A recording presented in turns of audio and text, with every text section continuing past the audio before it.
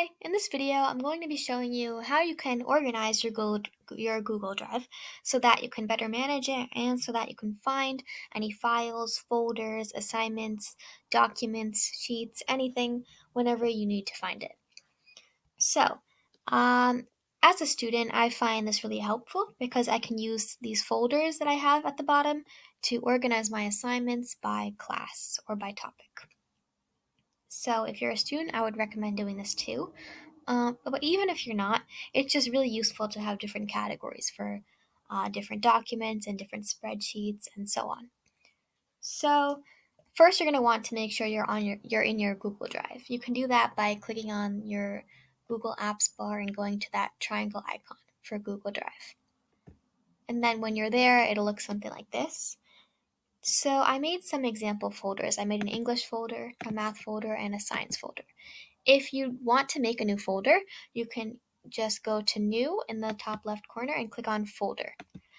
And then you can type in your folder. I'll make a history folder. And once you create it, you'll see it pop up under Folders. And there it is. So if you have any assignments or any Google Docs, anything you want to put in those folders, you can easily do that in your Google Drive. So I'm going to click on this document right here. It says English assignment.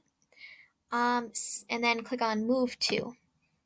So I can see it's in my drive already, which is good. I want it there so I can find it. And then I can pick if I want to put it in a folder. So I'm going to put it in my English folder. And then click on Move Here.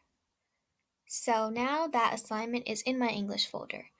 And then if I click on my English folder, I'll see the assignment right here. So anytime I'm looking for something that I did in my English class, it would be in this folder and easy for me to find.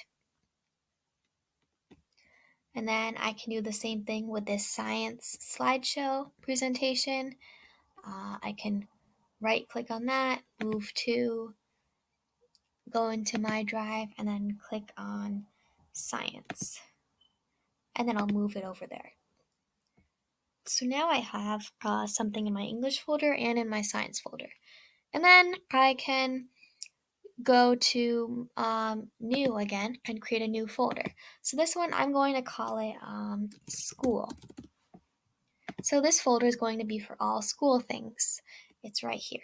So if I want all my schoolwork to go in there, that means I'm going to want to put all of my school folders, English, math, history, science, in there.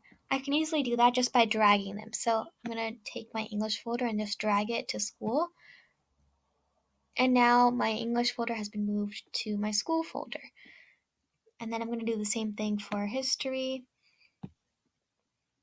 and for math. And lastly, science. So now all of those folders are kind of like subcategories in this category called school. And you can see it here when you go into school. Here are those folders. And all my assignments are still in their respective folders under the school folder. So this is a really nice way to stay organized.